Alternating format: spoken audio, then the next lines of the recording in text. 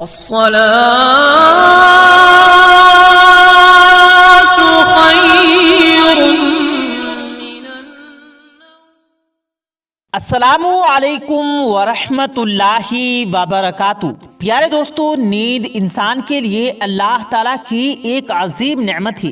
انسان دن میں کام کرتا ہے اور تھک ہار جاتا ہے، لیکن جب رات کو نیند کی آغوش میں چلا جاتا ہے تو صبح اٹھ کر وہ اپنے آپ کو تازہ عدم محسوس کرتا ہے۔ پیارے دوستو، آپ خود ہی تصور کر لیں کہ اگر اللہ تعالیٰ رات کو اور نیند کو پیدا نہ فرماتا تو انسان کا کیا حال ہوتا۔ لیکن انسان کی تھکن دور کرنے کے لیے اللہ تعالیٰ نے نیند جیسی نعمت پیدا فرمائی تاکہ یہ انسان نیند سے سکون حاصل کر سکے۔ آج کی اس ویڈیو میں ہم آپ کو سونے سے پہلے ایک ایسا لاجواب اور قیمتی وظیفہ بتانے والے ہیں جو کہ نبوی وظیفہ ہے۔ یہ وظیفہ خود ہمارے پیارے آقا صلی اللہ علیہ وسلم کے معمولات میں سے ہے۔ اس وظیفے کو اگر آپ کامل یقین کے ساتھ کر لیں تو انشاءاللہ تعالیٰ آپ کو ایسی دولت ہاتھ آ جائے گی کہ آپ کو بھی یقین نہیں آئے گا۔ یاد رہے کہ یہ وظیفہ مجرب وظیفہ ہے۔ جس نے بھی اس وظیفے کو یقین کے ساتھ کیا اس کی مراد کو اللہ تعالیٰ نے پورا فرمایا۔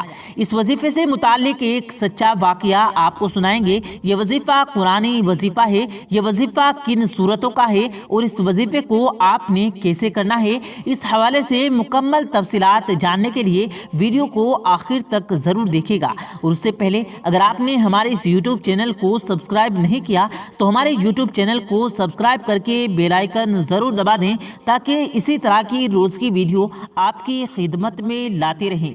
پیارے دوستو، سب سے پہلے ہم آپ کو یہ بتاتے چلیں کہ ہم آپ کو جس وظیفے کے بارے میں بتانے والے ہیں یہ وظیفہ قرآن پاک کی آخری 3 سورتوں کا وظیفہ ہے، یعنی سورہ اخلاص، سورہ فلق اور سورہ ناس۔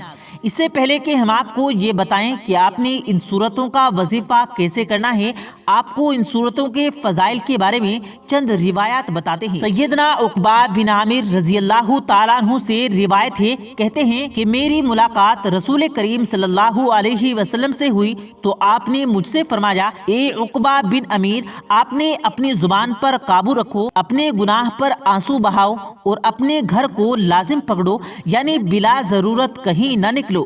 کہتے ہیں کہ جب رسول کریم صلی اللہ علیہ وسلم سے میری ملاقات ہوئی تو آپ صلی اللہ علیہ وسلم نے مجھ سے فرمایا، اے عقبہ بن عامر، کیا تمہیں ایسی صورتوں کی تعلیم نہ دوں کہ جیسی صورتیں نہ توریت میں نازل ہوئی اور نہ ہی زبور میں اور نہ ہی انجیل میں اور نہ ہی قرآن کریم کے بقیہ حصوں میں، ہر رات تم ان کی تلاوت ضرور کیا کرو۔ وہ یہ ہیں قل هو اللہ احد اور قل اعوذ برب الفلق اور قل اعوذ برب الناس۔ عقبہ بن عامر رضی اللہ تعالیٰ عنہ کہتے ہیں کہ ہر رات ان کی تلاوت کرتا تھا اور اسے ترک نہ کرنا اور اپنے اوپر ضروری کر لیا کرو، کیونکہ رسول کریم صلی اللہ علیہ وسلم نے مجھے انہیں پڑھنے کا حکم دیا تھا۔ انہی 3 صورتوں کے فضائل اور برکت کے حوالے سے سیدنا عائشہ صدیقہ رضی اللہ تعالیٰ عنہ کا بیان ہے کہ بے شک نبی اکرم جناب محمد رسول اللہ صلی اللہ علیہ وسلم ہر رات جب بستر پر آرام فرمانے کے لیے آتے تو اپنی دونوں ہتھیلیوں کو ملا کر ان میں پھونکتے اور اس میں قل هو اللہ احد اور قل اعوذ برب الفلق اور قل اعوذ برب الناس پڑھتے تھے، اور پھر دونوں ہتھیلیوں کو جہاں تک ممکن ہوتا اپنے جسم پر پھیرتے تھے۔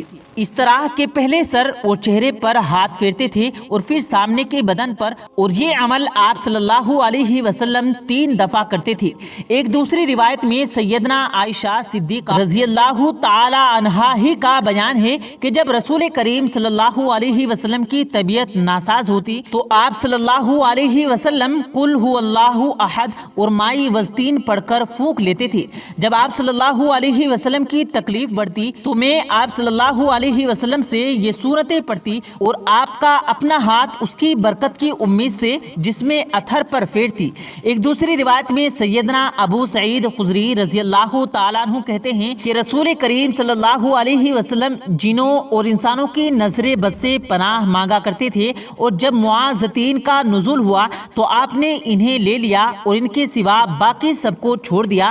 اور سیدنا عبداللہ عبیب رضی اللہ تعالیٰ عنہ کہتے ہیں کہ ہم ہر سات کی 1/3 اندھیری رات میں رسول کریم صلی اللہ علیہ وسلم کی تلاش میں نکلے کہ اب ہمیں نماز پڑھائیں۔ ہم نے آپ صلی اللہ علیہ وسلم کو پا لیا تو آپ نے فرمایا پڑھو۔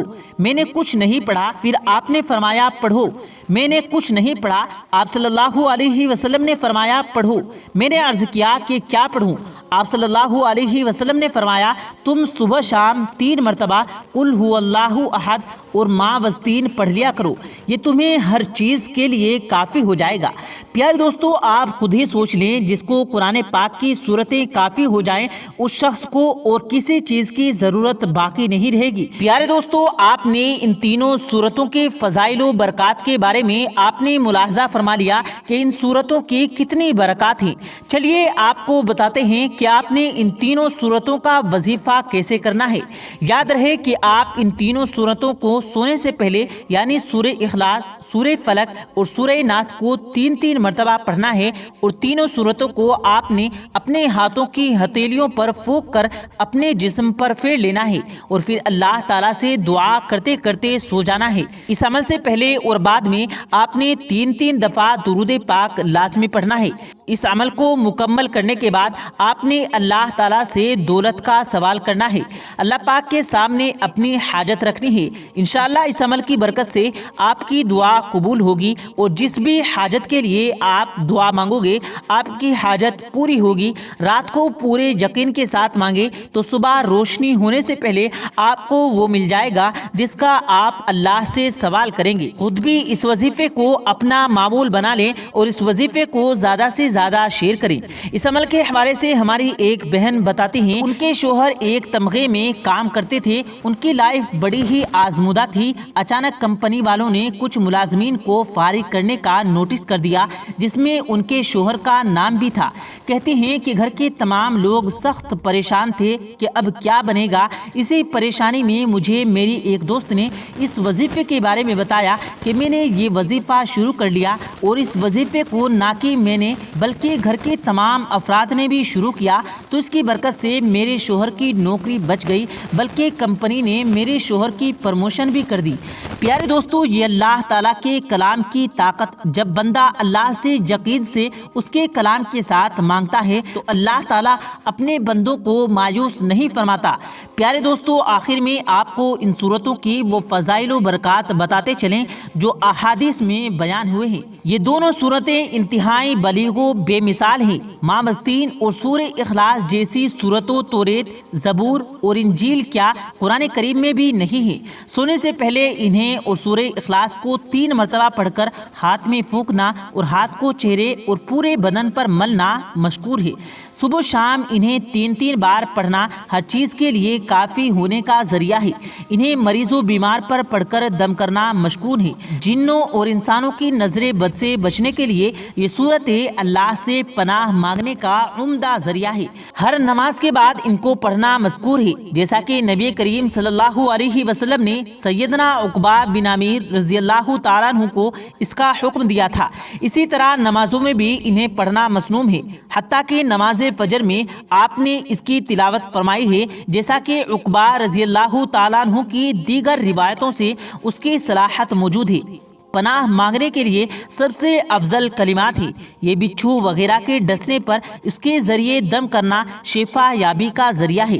یہ دونوں صورتیں جادو کے توڑ کے لیے بھی دریافت تھی۔ پیارے دوستو، یہ تھی ہماری آج کی ویڈیو۔ امید ہے آپ کو یہ ویڈیو ضرور پسند آئی ہوگی۔ ویڈیو پسند آنے کی صورت میں ویڈیو کو دل سے لائک کریں اور زیادہ سے زیادہ لوگوں تک اس ویڈیو کو ثواب کی نیت سے شیئر کریں، اور اس ویڈیو کے بارے میں آپ کی کیا رائے ہے کمنٹ باکس میں اپنی رائے کا اظہار ضرور دیں، اور مزید اسی طرح کی روز کی ویڈیو پانے کے لیے ہمارے چینل کو ضرور سبسکرائب کریں۔ ملتے ہیں پھر ایک نئی ویڈیو کے ساتھ، تب تک کے لیے اللہ حافظ۔